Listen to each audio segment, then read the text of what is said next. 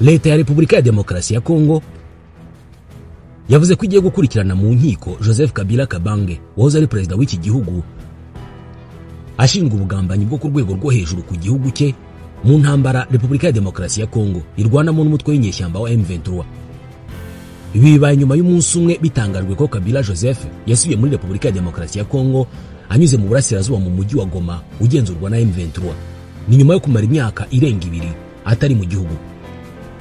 Minisitiri w'ubutabera wa Repubulika ya Demokarasi ya Kongo Constant Mutamba yavuze ko yategetse umugenzuzi mukuru w'ingabo FARDC n'umushinjacyaha mukuru wo mu rukiko rusesa imanza gutangiza icyo gikorwa cyo gukurikirana bwana Kabila. Ishyaka rya Kabila Joseph naryo ryahagaritswe mu gihugu. Mu itangazo, Minisitiri Mutamba yashinje Kabila kugira uruhare rutaziguye mu bushotoranyi bukorwa n'u Rwanda bunyuze mu mutwe wa M23, umutwe bita w'iterabwoba. Minisitiri w'itangazamakuru akaba n'umuvugizi wa guverinoma muri Repubulika ya Demokarasi ya Kongo Patrick Muyaya nawe yavuze ko ataramenya neza niba Joseph Kabila ari Goma koko, ariko bibaye ari byo ngo yaba ari umugambanyi ukomeye. Joseph Kabila yageze Goma ku itariki ya 18 mu kwezi kwa 4 muri mwaka wa 2025 anyuze i Kigali nyuma y'igihe yari amaze atagaragara mu bikorwa bya politike muri Kongo. Aba hafi ya Kabila bavuze ko ateganya kugeza ijambo ku baturage mu bihe bya vuba agamije gushyira umucyo ku bimaze iminsi bimuvugwaho. Patrick Muyaya ubwo yavuganaga n'abanyamakuru i Lubumbashi ku itariki ya 19 muri uku kwezi yavuze ko nubwo atazi neza niba Perezida Kabila yarasubiye mu gihugu cye ngo ariko bibaye ari byo byaba ari gihamya ko akorana na M23. Ati ntawe nabonye ariko nabyumvise nanabonye inkuru zanditswe. Ati ubwo dutegereje kwirebera, dutegereje kumva kubera ko ntabwo ari ngombwa gukekeranya. Gusa ni ngombwa kwibuka ko perezida yabivuzeho mu minsi ishize ko yasimbuye akorana na M23. Muyaya yavuze ko mu gihe Perezida Joseph Kabila yari ku butegetsi ngo yarwanye intambara na M23, bityo ngo agomba kwibaza niba ibikorwa bye bitanyuranye n'ibya Laurent Désiré Kabila warahiriye kutazagambanira igihugu. Ati twese dukurikiza abaharaniye ubusugire n'ubumwe bw'igihugu. Abo ngabo barimo Laurent Désiré Kabila warahiriye kutazigera agambanira Kongo. Ni ngombwa kureba ko mu byo dukora tuzatatira indahiro ya Laurent Désiré Kabila yo kutaba bagambanyi. Ati uyu munsi ntabwo ari ngombwa ngo mbyibutse, twese tuzi umwanzi, tuzi n'abamufasha. Ntabwo mugomba kwibagirwa ko Perezida Kabila ubwe yarwanije M23, yabaye umugaba w'ikirenga wa FARDC, kandi icyo gihe hari abasirikare bakuru bapfuye. Muyaya yavuze ko intambara mu burasirazuba bwa Kongo zimaze imyaka 30, abakuru b'ibihugu bagiye basimburana, bose bagiye bahura nazo, ariko ngo zikwiye guhagarara. Bamwe mu banyamuryango b'ihuriro AFC M23 rirwanya ubutegetsi bwa Repubulika ya Demokarasi ya Kongo nabo bemeje ko Kabila yageze Goma ku gicamunsi cyo ku itariki ya 18 muri uku kwezi kwa 4 anyuze mu Rwanda. Umuvugizi wa guverinoma ya Kongo Patrick Muyaya yavuze ko kuba Kabila yagiye mu gice kigenzurwa na AFC M23 bihita bishimangira ko ari umwanzi w'igihugu. Umwe mu banyapolitike bakorana bya hafi na Kabila yasobanura ibiro ntaramakuru Associated Press ko icyajyanye Kabila i Goma ari ukugira ngo atange umusanzu muri gahunda igamije kugarura amahoro mu burasirazuba bwa Kongo. Umuvugizi wa Kabila Barbara Nzimbi ku itariki ya 19 yavuze ko mu masaha cyangwa se iminsi mikiri imbere Kabila azageza ijambo ku banyekongo kugira ngo atange umucyo kubivugwa. Ati mu masaha ari imbere cyangwa iminsi iri imbere Joseph Kabila wabaye perezida azageza ijambo ku gihugu kugira ngo atange umucyo kuri ibi. Uyu munyapolitike asubiye muri Repubulika ya Demokarasi ya Kongo nyuma y'igihe kirenga umwaka kubera ko yaherukagayo mu 2023 mbere yo kujya mu buhungiro.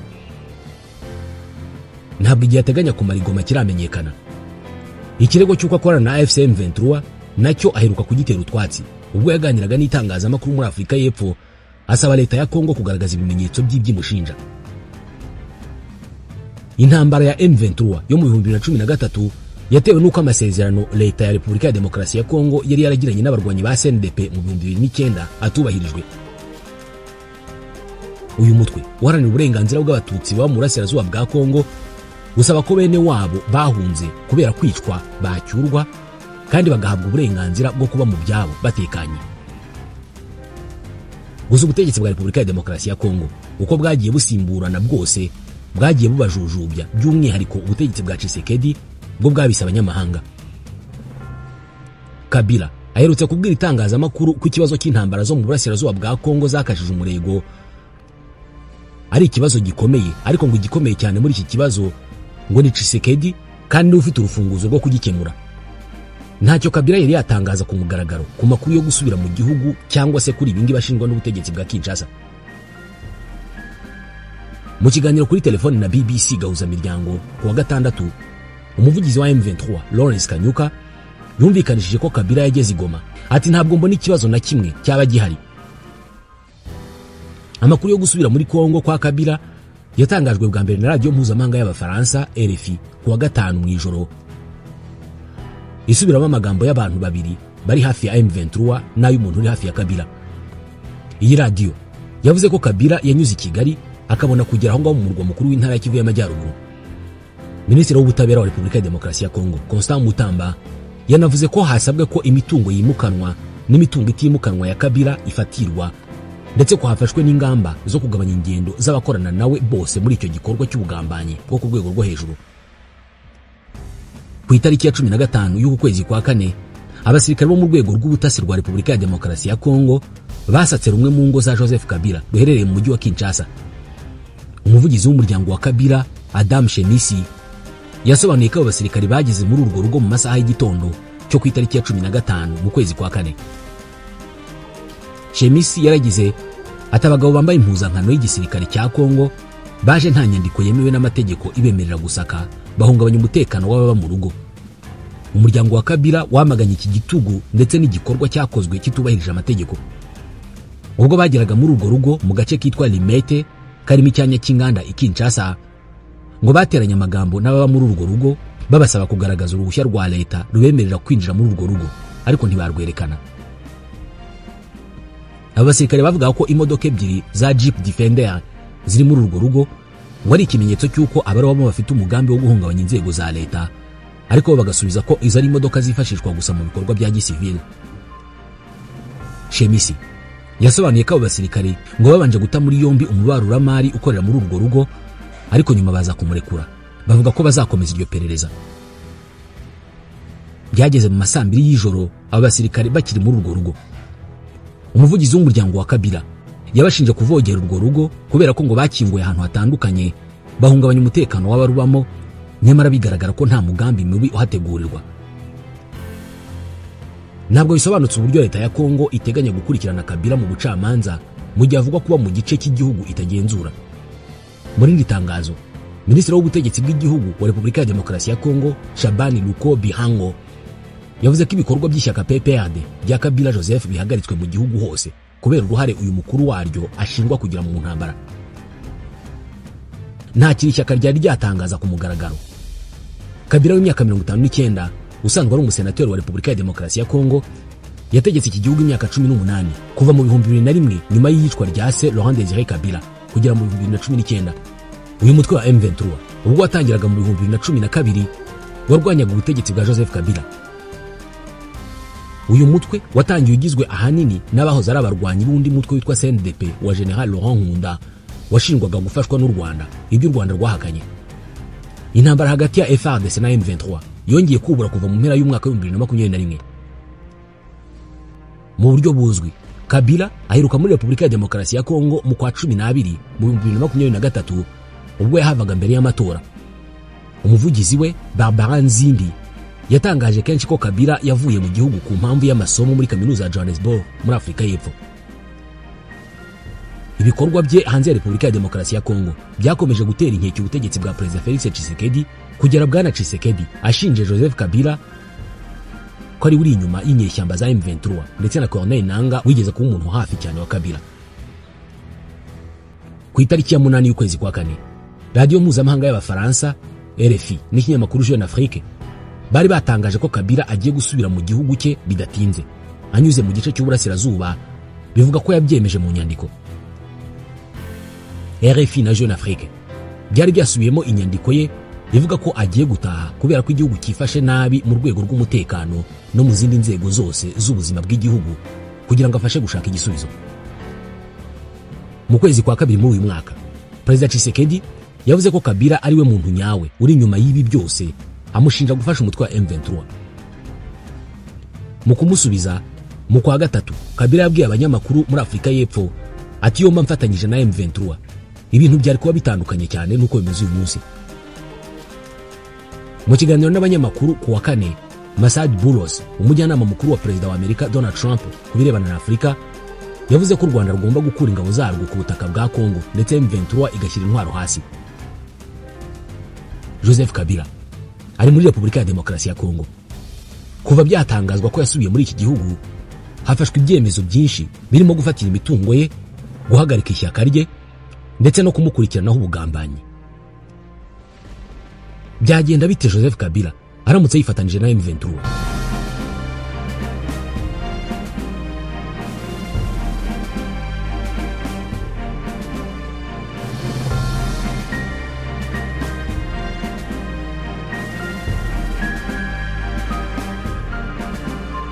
General Major Joseph Kabila Kabange yategetse Repubulika ya Demokarasi ya Kongo imyaka 18 yose kuva mu 2001 kugera mu 2019.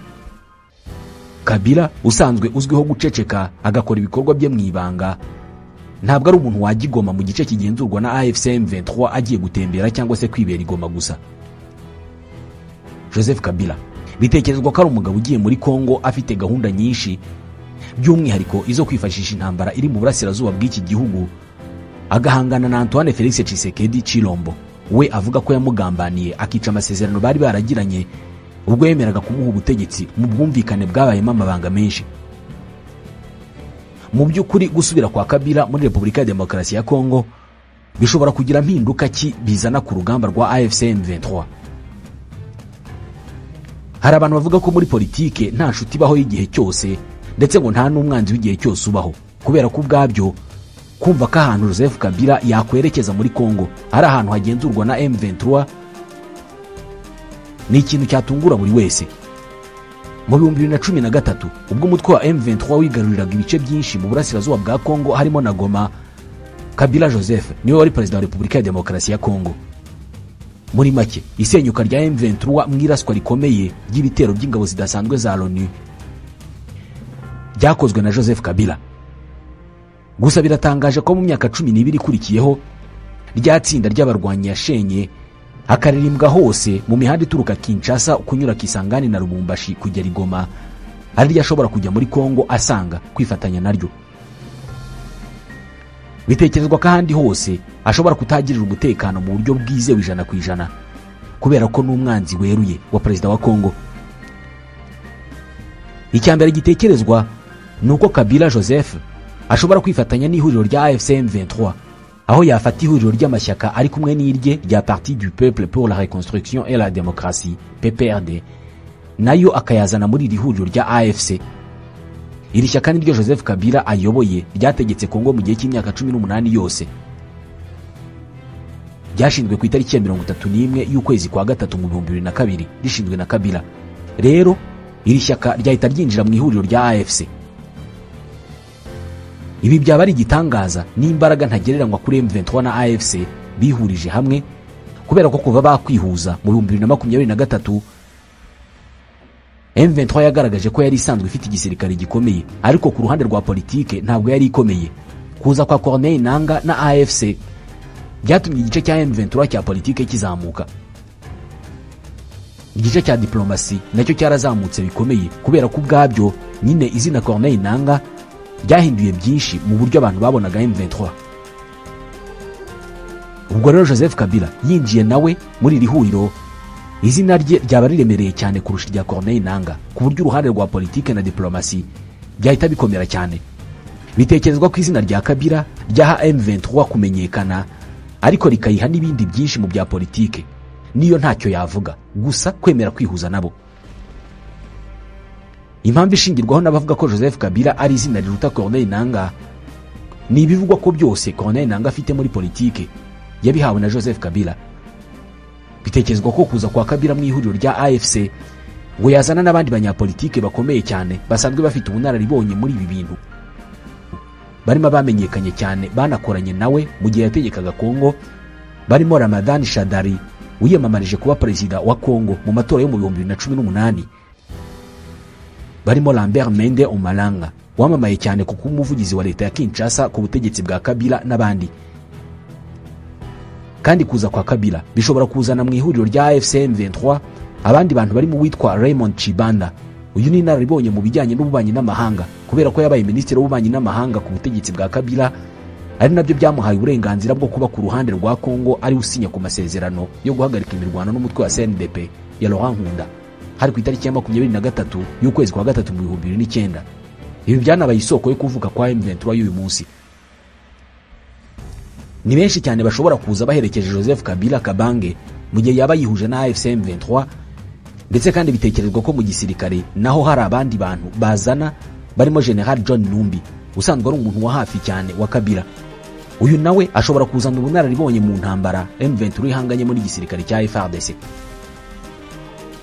Joseph Kabila nawe kandi mu gihe yakwinjira muri iri huriro, nawe nk'umusirikare w'inararibonye wabaye umugaba w'ikirenga wa FARDC imyaka myinshi, akaba ari nawe waremye FARDC nyuma yo kugera ku butegetsi, afite byinshi yasangiza General Major Sultan Makenga uyoboye urugamba rwa M23 ihanganyemo n'igisirikare cya Kongo n'abandi bafatanya. Kandi Kabila ubwe nta kindi akoze kwinjira mu ihuriro rya AFC ubwabyo izina rye ryatuma haza inshuti n'abanyamahanga basanzwe ari inshuti ze bahindura ibintu mu bijyanye no guhangana na leta ya Kinshasa cyangwa se kumvikana nayo. Muri make kwinjira kwa Kabila Joseph muri iri huriro rya AFC M23 byaba ari nk'igitangaza rwose mu buryo bwo gukomeza iri huriro, kubera ko Joseph Kabila anafite imitungo myinshi ku buryo no kubirebana n'inkunga y'amafaranga ngo hari icyo yafasha. Mu buryo bwihariye kwinjira kwa Kabila muri AFC M23 bishobora gutanga umusanzu ukomeye mu rugamba irimo guhanganamo na leta ya Kongo. Gusa nanone hari abandi bavuga ko kuza kwa Kabila bishobora no guteza ibibazo AFC M23, kubera ko ngo ikibazo cyaba gikomeye mu gihe Kabila yakwinjira muri iri huriro, hashobora kuvukamo ihangana n'amakimbirane y'ugomba kuba umuyobozi w'iri huriro ryaba rihuriyemo ibihangange bikomeye muri politike no mu gisirikare. Ubundi intambara yatangijwe na M23 yonyine, bukeye bwaho hazamo Corneille Nangaa n'abandi bantu batandukanye bazanye nawe. Ubwo rero kwinjiramo kwa Joseph Kabila n'abandi banyapolitike bazana nawe kuri benshi ngo bishobora guteza ibibazo by'ugomba kuyobora AFC M23.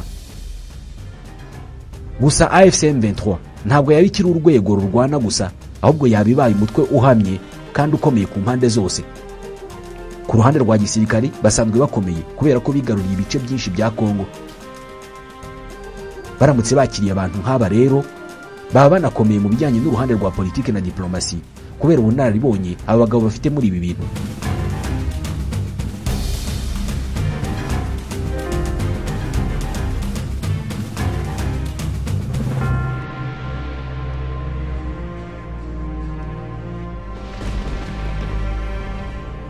Ku rundi ruhande ariko hari n'abatekereza ko mu gihe Kabila Joseph yaza mu burasirazuba bwa Kongo ngo atazigera yiyunga kuri AFC M23, ko ahubwo ngo ashobora kuzashinga icyicaro gikuru cy'ishyaka rye rya PPRD mu burasirazuba bwa Kongo, akahatangira urugamba rwo kurwanya Tshisekedi mu bufatanye na AFC M23.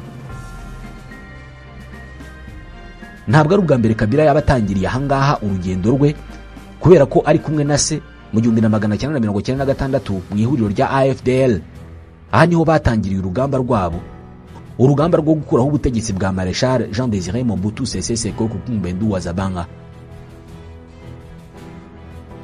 Icyo gihe abarwanyi ba Laurent Désiré Kabila bafashe umujyi wa Goma, Bukavu na Uvira, bagenda ibirometero 2000 bagera Kinshasa mu kwezi kwa gatanu mu 1997. Ku rundi ruhande rero ngo birashoboka ko Kabila Joseph agiye kwemeranya na AFC M23 gukorana no kwemeranya ku bitekerezo iri huriro rifite, maze Kabila na PPRD bagashyigikirana na AFC M23 bakarwanya Tshisekedi. Kugira Kabila ku butaka bwa Repubulika ya Demokarasi ya Kongo atari impunzi bishobora kuba ikintu gikomeye. Ubundi Kabila na M23 bahoze ari abanzi bakomeye, bumvikanye iki gishobora gutuma bakorana kugera aho bashobora kwemeranya gukorera hamwe mu kurwanya Tshisekedi? Bitekerezwa ko hari ubwumvikane hagati yabo kubera ko Corneille Nangaa na Kabila Joseph basanzwe ari abasangirangendo b'igihe kirekire, ku buryo binavugwa ko uyu Corneille Nangaa ari we wakoze amasezerano yo guhuza M23 na Kabila. Ubundi bari basanzwe ari abanzi b'igihe kirekire kubera inzigo y'amateka yo mu 2013. Bombi Kabila na Corneille Nangaa barakoranye mu masezerano yo mu 2018 ubwo Kabila yashakaga kuva ku butegetsi mu nzira ya nyayo. Yarahanganye n'ihuriro ry'abatavuga rumwe nawe ryari riyobowe na Martin Fayulu. Kabila we yari yashyigikiye Ramazani Shadari, ariko Kabila yabonaga ko Shadari atazabasha gutsinda Fayulu wari wahuje imbaraga na Moise Katumbi, Vital Kamerhe ndetse na Antoine Tshisekedi Felix. Izi mbaraga z'abanyapolitike bari bamuri inyuma anashyigikiwe na Leta Zunze Ubumwe za Amerika. Joseph Kabila ngo yarabibonaga neza ko atazivana imbere ya Fayulu Martin. Aha rero ngo niho Corneille Nangaa yahereye agira inama Joseph Kabila yo kwinjira muri iryo huriro ry'abo banyapolitike, akarikuramo Antoine Tshisekedi Chilombo, umuhungu wa Etienne Tshisekedi, umunyapolitike wamenyekanye cyane muri Kongo, maze bemeranya kugirana amasezerano amuhereza ubutegetsi. Byemezwa ko ukunguku ariko Kabila na Nangaa babaye basangira ngendo bigihe kirekire, bumvikanye umwe ari perezida w'igihugu undi ari perezida wa komisiyo y'amatora, bumvikana gufasha Tshisekedi kugira ngo atsinde Fayulu abe perezida. Mu guha ubutegetsi Tshisekedi, ngo icyo Tshisekedi yemereye Kabila ni ukumuha rugari akabaho neza mu gihugu yategetse, imitungo ye akayigumana, ndetse we na Corneille Nangaa bagakomeza kwigirira amafaranga bakaba bakire baraho. Kabila ngo yashaka kubaho yidegembya, yewe akanagumana imbaraga yari afite nk'umuntu hoza ari perezida wa Repubulika ya Demokarasi ya Kongo. Byemezwa ko Tshisekedi yabihoreye rwose, maze nawe akabyemera, maze arabanza afata ubutegetsi, abahinduka nyuma bisanga babaye impunzi. Amasezerano yavamo, maze yiyubakira ihuriro rye rya politike, arishyiramo ishyaka rye rya Union pour la démocratie et le progrès social UDPS. Ubu rero birasa naho Kabila na Corneille Nangaa bamaze kwisanga bari mu gatebo kamwe, ngo bakaba bariyemeje guhangana n'umugabo bashinja kwica amasezerano bari bafitanye mu 2018. Ubu rero biravugwa ko muri uru rugamba bombi bahuje intego, kubera ko ngo Kabila yamaze kumvikana na M23 ndetse n'abandi banyapolitike bari muri Kongo barimo Moise Katumbi, ngo icyo biyemeje ni ukurwanira kugira Repubulika ya Demokarasi ya Kongo igihugu gitegetswe mu buryo bwa federalisme, kubera ko ngo M23 ntabwo ishaka rwose kurema Repubulika ya Kivu yigenga, ahubwo abayigize barashaka gukomeza kuba hari abanyekongo bavuga ikinyarwanda bari mu gihugu cya Kongo, bafite uburenganzira nk'ubw'abandi banyekongo, bakaba mu gihugu cyabo. Kuri bo ngo barashaka gufata ubutaka bwabo biti wabo bakahategeka uko babyumva. Kuri bo uburyo bwo kwigenga bicagase kwa Kivu y'Epfo n'iya Ruguru mu buryo bwa federalisme ngo nibwo babona bwakemura ikibazo bamaranye imyaka isaga 30. Ibyo rero ngo Corneille Nangaa nawe abyemera atyo, wemera ko Kongo ikwiye gushyirwamo za leta zitandukanye zigenga bicagase, hakabaho ubutegetsi buri Kinshasa bushyiraho ibyemezo na politike, ariko abaturage bakagira uko babyemera hashingiwe kuri politike n'imico byabo, bakaba bafite uburenganzira bwo kwigenga ku bintu bimwe na bimwe. Joseph Kabila biranavuga ko nawe iyi politike yo gushyira muri Kongo leta zigenga bicagase nawe ngo abyemera, maze igihugu kigategekwa mu buryo bwa federalisme, amahoro agahinda. Bitekerezwa ko kwemeranya kuri iyi ngingo ngo bishobora guhuza AFC M23 na Kabila Joseph, ndetse ngo rwose kuva Kabila yatangaza ko atashye muri Kongo, abanyapolitike bo muri PPRD nibo barimo gutangaza ko kurema igihugu gitegetswe mu buryo bwa federalisme byaba ari ikintu cy'ingenzi kandi gikwiye. Ibyo rero ngo nibyo byatumye M23 yemera Kabila, maze Kabila nawe abona hashinga ibirenge ku butaka bwa Kongo itegeko na Tshisekedi wisha amasezerano bari baragiranye.